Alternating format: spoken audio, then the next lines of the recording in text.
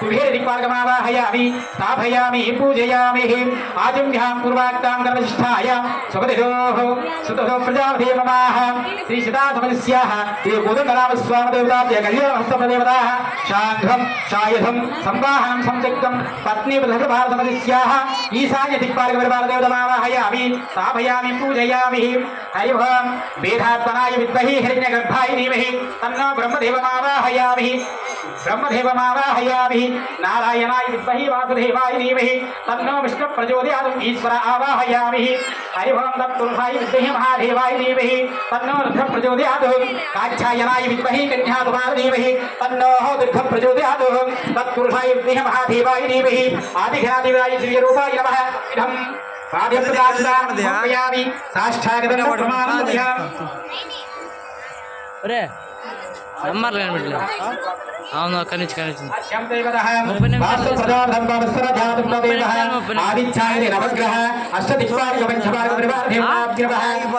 సమర్పయామి సాష్టాగదండ ప్రమాణయామి అధం నారకీర నివేదనం అధ కర్పూర నీరాజనం బాబు వాయిద్యం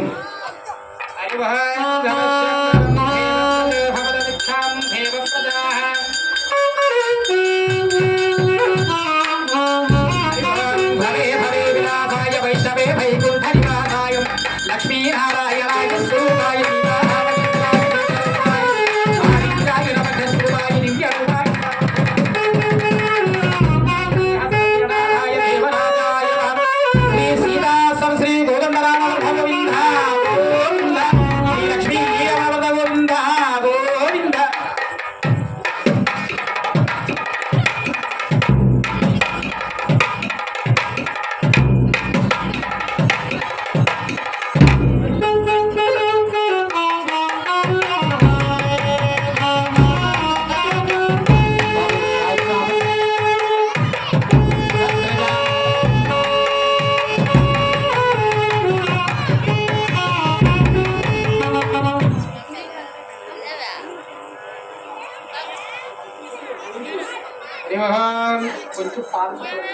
अभेदं प्रवश्य राज्यं ब्रह्मणे अस्मिन् धवच्छापदकं तदोवहं विश्वप्रजाः तदुपरि స్వామివారు ప్రతి ఒక్కరికి అవసరమైనటువంటి పరివార దేవతల ఆవాహన చేశాము.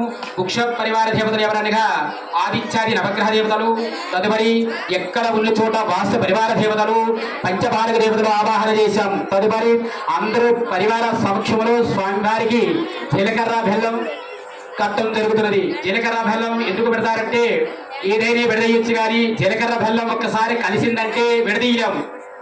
అర్థమవుతుందా? అదే విధముగా మానవులకైనా దేవతలకైనా ఆ విధంగా దాంపత్య బంధం ముడిపడేదే జీలకర్ర బెల్లం. హరి ఓం సంహితారం భవస్య రాజ్యపదకం తతో విశ్వ ప్రాజతే మమాహం విశ్వాంభరం భవస్య రాజ్యం బ్రహ్మణే బ్రహ్మ ప్రజో భవత విద్యస్త ప్రజాః విశ్వాంభేవ అజ్ఞం సంహితార పురుష పురుష ప్రజాః విశ్వప్రజావద్భవతకం తతో విశ్వరాః సంహితార పురుష ప్రజాపతే సీతా ప్రథం భవత విద్భ ప్రజాః విశ్వం ప్రజభ్యాపదకం తరో హరి ఓం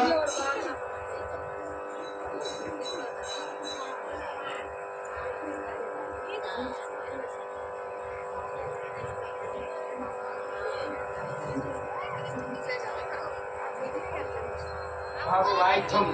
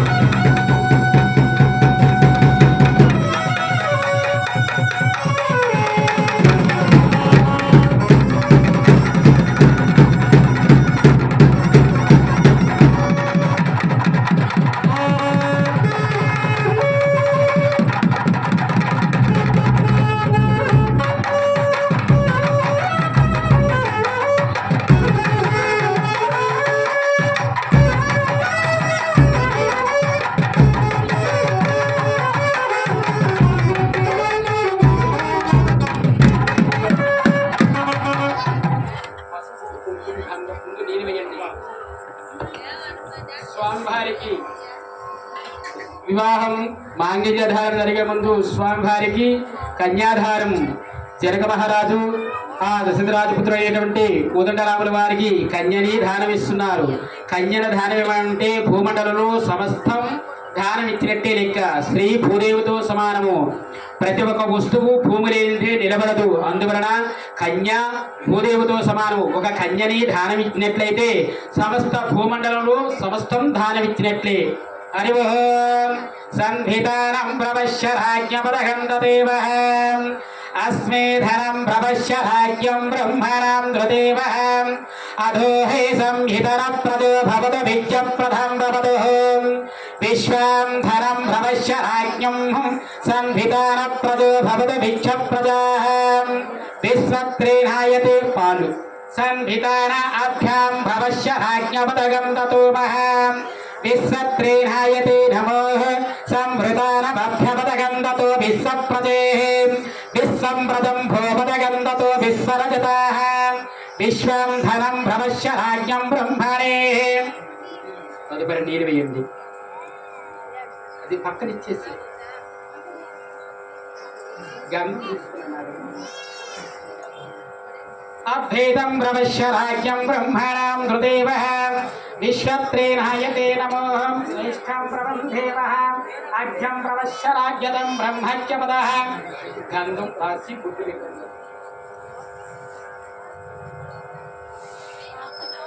అయోం సమస్తం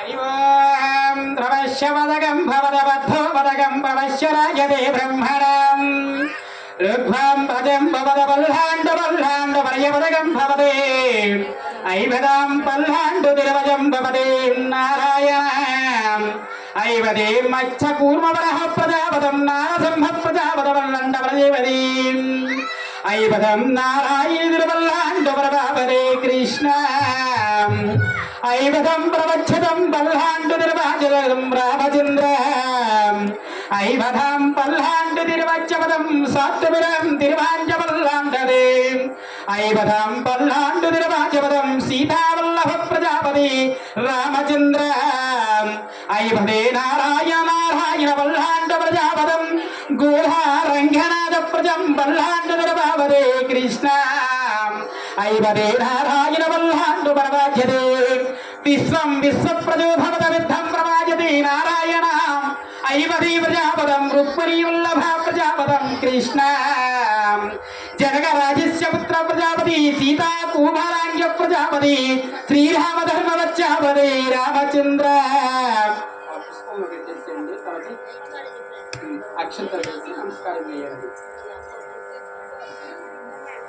కాలు గడిగే కన్యాదానములో ఒక విశిష్టమైన ఘట్టమున్నది. అది చెప్పుకోకపోతే కళ్యాణానికి అర్థం ఉండదు. మీకందరికీ తెలిసిందే. ప్రతి కళ్యాణంలో చెప్తారు, కానీ కళ్యాణం అయిన తర్వాత చెప్పాలి. మీకందరికీ తెలిసిన విషయమే. బలిచక్రవర్తి ఆగడాలు చూసి రాక్షసులు విర్రవీగుతూ ఉన్నారట. మా రాజే బలిచక్రవర్తి కదా అని చెప్పి ఆ విష్ణుమూర్తి అండ చూసుకొని ఆ బలిచక్రవర్తి 14 లోకాలతో పాటు దేవలోకాన్ని కూడా దండయాత్రకు వెళ్ళాడు. ఎవరు వెళ్ళారు? ఆ బలిచక్రవర్తి.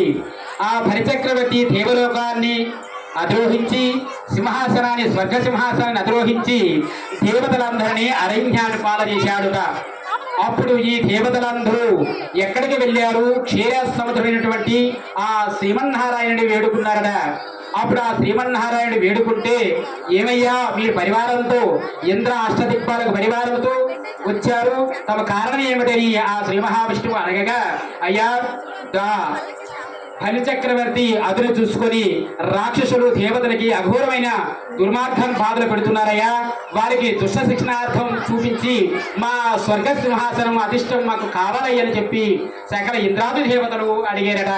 అప్పుడు విష్ణుమూర్తి ఏం చెప్తున్నారంటే, అయ్యా ఆయన మహావిష్ణు భక్తుడు, ఏదైనా సరే తన అవకాశం బట్టి మనము దండయాత్రకి వెళ్ళాలి, అవకాశం వచ్చినప్పుడే నేనే వెళ్తాను, అందరూ కొన్ని రోజులు ఓపిక బట్టి మీ అధిష్టానానికి అధిరోహించండి అని చెప్పి విష్ణుమూర్తి ఆ దేవతలకి పంపించేశాడట.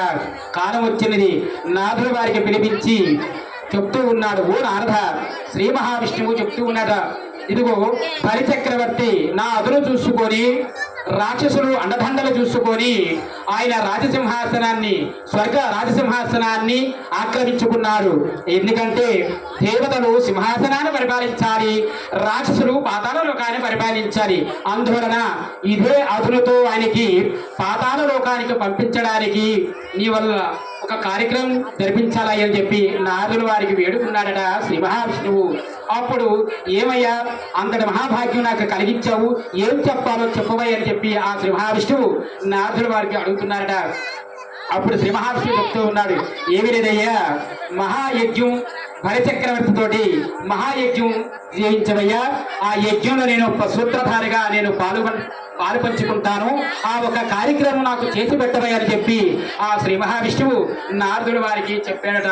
అప్పుడు ఆ మృష్టాన్న భోజనం నాకు దొరికిందని చెప్పేసుకొని అతల పెద్దల తలాతల రసాతల మహాతల సప్త పాతాల లోకాలకి బయలుదేరాడట ఆ నారదుల వారు. ఆ నారదుల వారు బయలుదేరుతూ అక్కడ ఆ పాతాళ లోకంలో ఎవరు బలిచక్రవర్తి రాక్షసులు లేరట. ఎక్కడున్నారు? దేవతలకు తరిమగొట్టి రాజసింహాసనమైనటువంటి ఆ సింహాసనం స్వర్గసింహాసనం మీద దేవలోకాల్లో ఉన్నారు. అప్పుడు దేవలోకానికి వెళ్ళారట.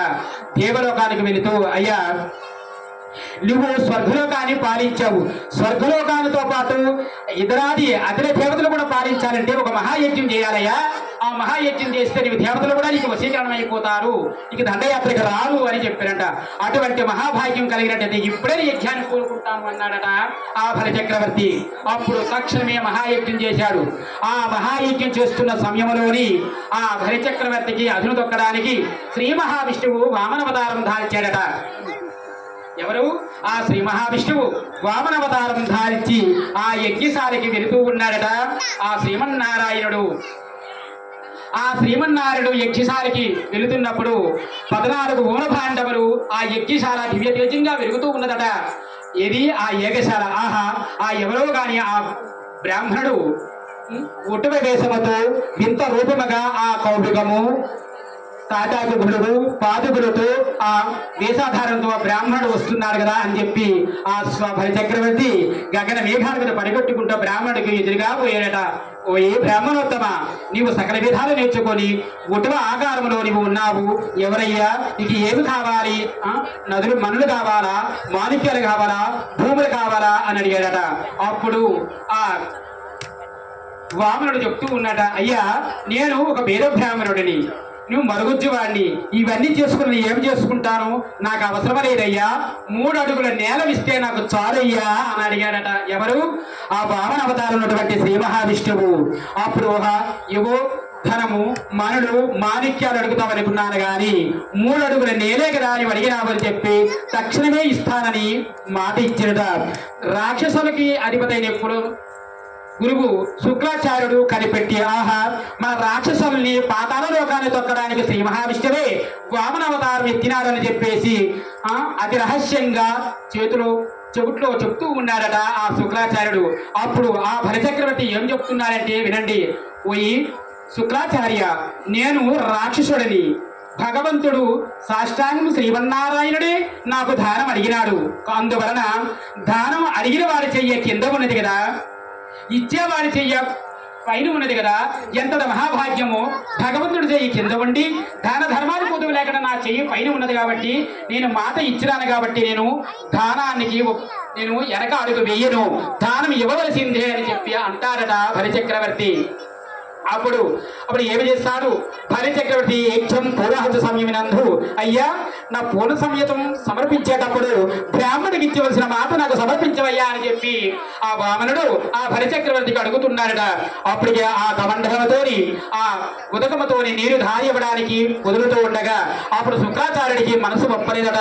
ఆ పెద్యం అంటే ధార వచ్చిన సమయంలో స్వామివారు అది శుక్రాచార్యుడు అక్కడ అడ్డుగా నిలిచాడట. అడ్డుగా నిలిచడం వలన అప్పుడు శ్రీ మహావిష్ణువు కనిపెట్టి, ఆహా శుక్రాచార్య, ఈ విధంగా అడ్డు వస్తున్నావా అని చెప్పేసి తన తాటాకులో ఉన్నటువంటి దర్భను తీసుకొచ్చి ఆ బెజ్జం దగ్గర అంటే ఒక ధార దగ్గర వదిలేడట. అప్పుడు ఆ కన్నుతో పక్కకు తొలగి అప్పుడు ధార వదిలేడు. అందుకే శుక్రాచార్యుడికి ఒక కన్నే ఉంటుంది తప్ప 2 కన్నులు ఉండవు. ఆ విధంగా దానానికి ఊరుకున్నాడు బలిచక్రవర్తి. అప్పుడు అయ్యా నీకు దానం ఇచ్చినట్టు ఇదిగో ఇది సాక్ష్యము, ఇంద్రాది దేవతలు అష్టదిక్పాలకులు పంచభార దేవతలు ఉన్నారు, ఇదిగో ఇస్తాను తీసుకోవయ్యా అని చెప్పేసి దానానికి ముందుకు వస్తూ ఉన్నాడట బలిచక్రవర్తి. ఆ స్వామి అంత ఇంత ఈ బ్రహ్మాండమంతా ఒక పాదాన్ని కొలిచేశాడట, భూమండలాన్ని మొత్తాన్ని ఒక భాగము. తదుపరి 2 అడుగు ఆకాశాన్ని కొలిచేశాడు. అయ్యా నువ్వు ఇస్తున్న దానానికి 3 అడుగులకి బ్రహ్మాండమంతా కొలిచేశాను, ఇంకొకడికి ఆకాశాన్ని కొలిచేశాను, మరి 1 అడుగు ఎక్కడ పెట్టమంటావు అంటే అతలలోకము భూలోకాన్ని మొత్తం సమస్తము నాదే అయిపోయింది, ఇక నీది లేదు అని చెప్పేసి 3వ అడుగు ఎక్కడ పెట్టమంటావు చెప్పేసి అప్పుడు బయలుదేరమని చెప్తాడు వామన అవతారం ఉన్నటువంటి శ్రీ మహావిష్ణువు. అప్పుడు అయ్యా సమస్తము నీకు దారపోసేశాను, ఏమీ లేదు, నా శిరస్సు తప్ప ఇంక మరి ఏమీ లేదని చెప్పి తన శిరస్సుని కింద ఉంచుతాడు. అప్పుడు ఆ వామన పాదాన్ని ఆ బలిచక్రవర్తి పాతాళ లోకానికి తొక్కుతూ ఉన్నాడు. ఎప్పుడైతే గురువైనటువంటి రాక్షసులకి అధినాయకుడు బలిచక్రవర్తిని అధిపతి ఆ రాక్షసులందరూ వెళ్ళిపోతారు కదని చెప్పేసి పాతాళ లోకానికి తొక్కుతూ ఉన్నాడట. ఆ విధంగా తొక్కుతూ ఎనగ తిరిగి చూశాడట బలిచక్రవర్తి.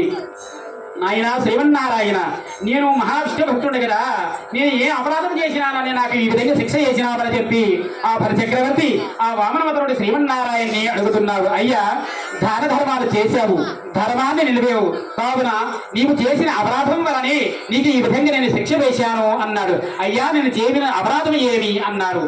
మీరు రాక్షసుడు పాతాళ లోకాన్ని పరిపాలించాలి, కానీ మీరు దేవతాన్ని తరుముకొట్టి స్వర్గసీమని అధోహించినారు, ఇది అధర్మము కాదా? నువ్వు ఎంత విష్ణుభక్తుడు అయినా సరే నువ్వు రాక్షసుడు కావున నువ్వు పాతాళ లోకాలు ఉండాలి కానీ నువ్వు దేవలోకానికి అర్హుడు కావు. అందువలన నీవు చేసిన అపరాధుల వలన నీకు పాతాళ లోకానికి ప్రవేశానికి దారి చూపిస్తున్నాను అని అన్నాడట శ్రీ మహావిష్ణువు. అందువలన అయ్యా నీ పాదమును కలిగి నాకు ఇంతట మోక్షం ఇచ్చినావు కదా, ఎల్లవేళ ఈ కలియుగాంతం ఉన్నంత వరకు నాకు మోక్షాన్ని పెట్టవయ్యా అని చెప్పి అడిగాడట బలిచక్రవర్తి ఆ వామనవతారం నాడు శ్రీ మహావిష్ణువు. అందుకు నీ 3 అడుగులు నేల కొలిచినందుకు 3 జన్మలకు విముక్తి కల్పిస్తాను అని అన్నాడు. కృతాయుగమంది ఇది అయింది. తదుపరి నేను త్రేతాయుగమనందు నేను రామవతారం ఎత్తదాను, నీవు జనక రాజుడుగా అవతరించి నీ పెంపకుల నుండి సీతామహాలక్ష్మిని నేను వివాహం చేసుకొని అప్పుడు కన్యాదానం తీసుకుంటాను. ఒక భూమిని అడిగినందుకు 3 అడుగులందుకు ఒక మోక్షము కలిగించాను. తదుపరి నేను కృష్ణావతారం ఎత్తదాను. కృష్ణావతారం యందు సప్తజిత్ మహారాజుగా అవతరించి సత్యభామని వివాహం చేసుకొని అప్పుడు కాలుగలిగ కన్యాదానానికి 2వ పాదం మోక్షము తీసుకుంటావు. తదుపరి 3వ అడుగుకి పారితోషికం ఏమిటంటే నేను కలియుగమందు శ్రీనివాసావతారం ఎత్తి నీవు ఆకాశరాజుగా జన్మిస్తావు. ఆకాశరాజుగా జన్మించిన తర్వాత నీకు ఆకాశరాజు పట్టుకున్నటువంటి పద్మావతిని వివాహం చేసుకొని ఈ 3 జన్మల యందు నీకు మోక్షము కల్పిస్తానన్నది ఇది మోక్షము స్వామివారికి ఆ విధంగా బలిచక్రవర్తికి చెప్పాడట. ఎవరైనా వివాహం చేసుకున్నప్పుడు కాలుగడికి కన్యాదానం ఇచ్చినప్పుడు ఎవరికైనా ఆడపిల్లలు ఉంటారు, ఆడపిల్లలు లేనప్పుడు ఎవరైతే సీతమ్మ పెళ్లి కావచ్చు, లక్ష్మీదేవి వివాహం కావచ్చు, ఇంక ఏ ఇతర దేవతలైనా సరే కళ్యాణ మహోత్సవాన్ని చూసి ఈ కథను ఎవరైతే వింటారో ఇటు 7 తరాల వారికి అటు 7 తరాల వారికి మోక్షం కలుగుతుందని తెలియపరచడమేదే ఈ కన్యాదానం ఘట్టము.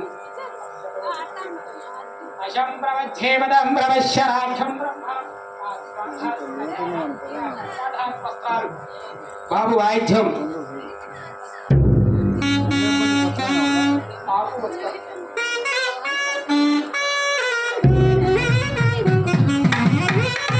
సీతారామచంద్ర వారికి ఇవ్వండి.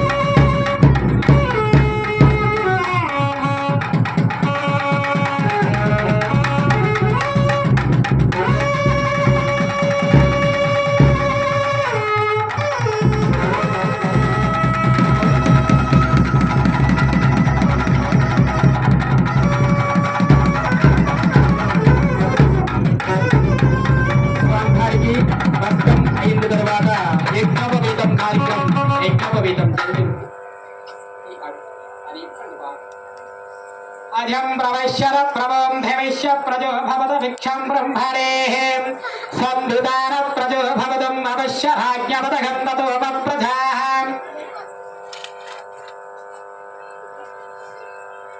अश्वं देवे अभ्यां भवस्य प्रोजदं ब्रह्मणां मृदेवः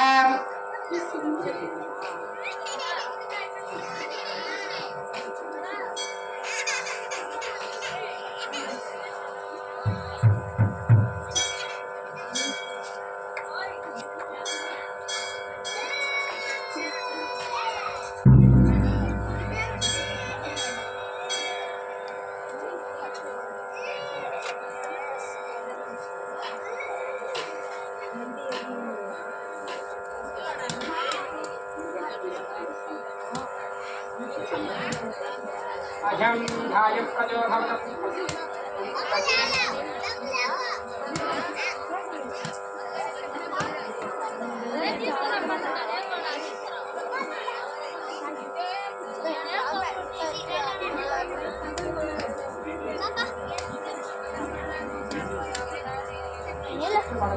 అత్త అత్త ఇదో నేను వేస్తుంది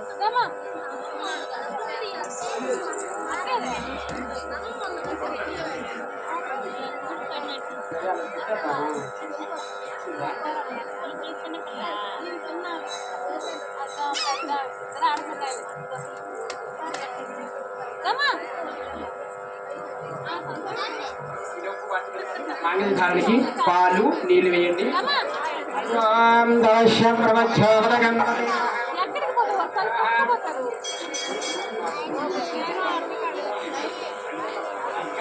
నీళ్లు వేయండి సంవిధానం ప్రవశ్య రాజ్యం బ్రహ్మాణం ధృదేవ విశ్వ ప్రజాపతి తీసుకోండి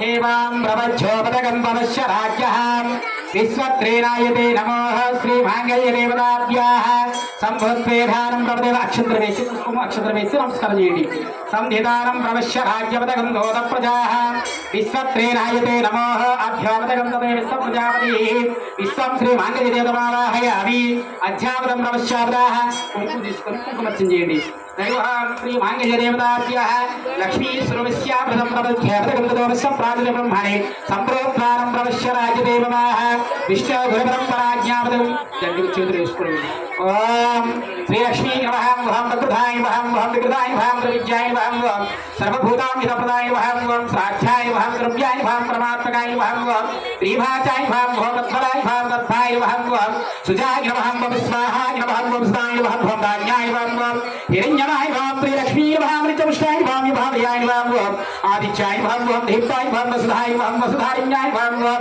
కమలాయ నమః ఓం కాంతాయ నమః ఓం కామాక్షాయ నమః ఓం త్రిసంపదాయ నమః ఓం అనుగ్రహదాయ నమః ఓం బుద్ధాయ నమః మనగాయ నమః శ్రీ హరివల్లభాయ నమః ఓం అశోకామృతాయ నమః దీప్తాయ నమః లోకశోకవినాశనాయ నమః ఓం ధర్మనిలయాయ నమః ఓం కృపాయ నమః లోకమాత్రాయ నమః సమయాయ నమః వస్తాయ నమః ఓం సదాక్షి నమః సుందరాయ నమః సత్యాయ నమః ఓం సుందరాయ నమః ఓం ఇంద్రభాయ నమః ఇందిరాయ నమః నదిరాయ నమః లక్ష్మీయాయ నమః పుష్టాయ నమః భారతరాజాయ నమః సున్యాయ నమః శ్యామాయ నమః రామాయ నమః ప్రియా భాస్కరాయ నమః రాయ నమః ధర్మాయ నమః అదగప్పు ఇదమి నమః నడియామి ఆస్వాగతం ప్రమాణి